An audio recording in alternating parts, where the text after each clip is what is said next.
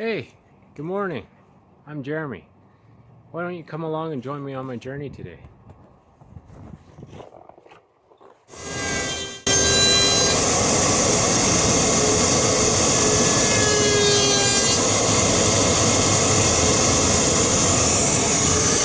I'll show you what I had to set up in order to do my long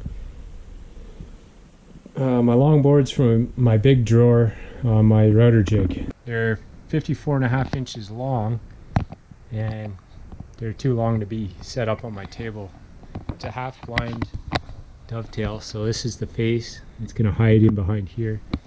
But in order to do the fingers, I have to have it hang vertically in the jig. So my tool chest is 60 inches tall, and so it's just enough room for it to work. So I had a box of windshield wash fluid. It's solid, stood on that, and then sat my jig on my, which is attached to a 2-foot by 4-foot piece of plywood. So it actually held the weight pretty good, and yeah, it worked out. It's kind of awkward, but it worked. And as you saw, I got right roasted with sawdust. Not saying that is the greatest thing or that I even suggest it, but gotta do what you gotta do sometimes. Okay, so I've got all my dovetails cut, my pins, my slots, and I even put in a slot in the middle. I made up a jig to do the other half, but I put a slot in the middle, a 1/4 inch deep, for my divider to go in. It's going to be able to hold everything together. I can put that in after because it's going to slide in through the top.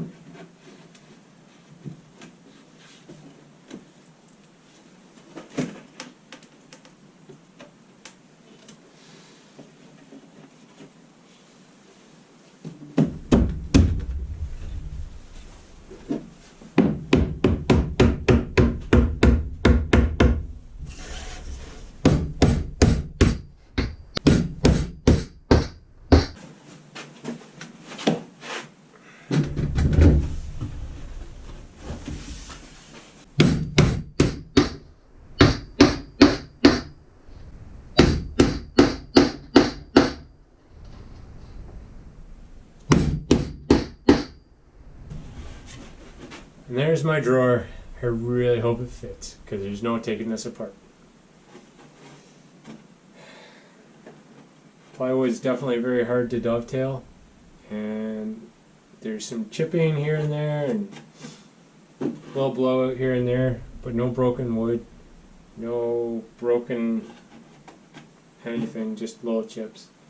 So I'm pretty content. I'm actually very happy. Things like this, it's still glued and it's still strong. I'll probably just chip off this little bit of wood like that, the veneer, clean it up. All these this will all get sanded very lightly. I gotta break all the edges so it doesn't chip like this before I clear coat it. This is my dovetail joint, so on both sides it only goes in 1/4 of an inch, or actually 3/16 of an inch, I think, but it holds the sides from pulling apart, which I really wanted it to be nice, square and sturdy. So all this glue and everything will get taken up later. There's a little bit of chipping over in the corner, but again, it's nothing structural. I'm not too worried about it. And on the bottom, since I had the centerpiece, I put a 3/16 dado into both sides of this, or was it? I think it might have been just under 3/16. It wasn't a lot. It's just enough to catch the edge, but I made sure it went all the way tight into that and heavily glued it all the way down the seam. So I have 2 panels. I had a whole bunch of 1/2-inch sheets that are 4 foot by 4 foot, so I didn't have enough to do one giant panel, but I think this will work out just as good, if not better.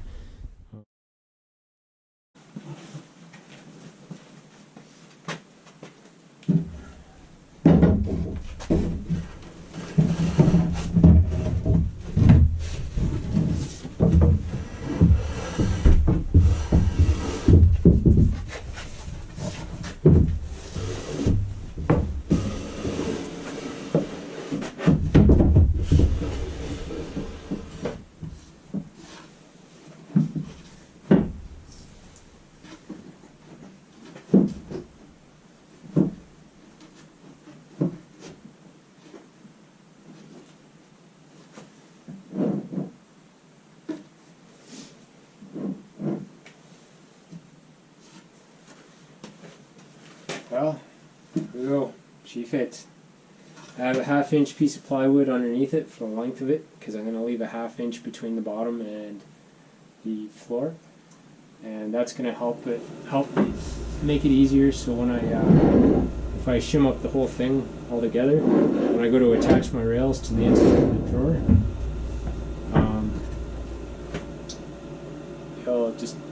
it'll line up just nice. I just gotta cut my rails down, and yeah, I'll be doing that tomorrow. But today's been a long, busy day, but very enjoyable. Very happy with my big drawer. That's a lot of space. It's gonna come out to about there. Now I'm gonna have a stop, and that board up there is the one that goes across the top. I've decided that I'm going to actually put a piano hinge on it, since this isn't 100% full extension. I don't think I'll need to get into the back too much, into that back corner, but I'm going to put a hinge on that. Here, let me put this back in.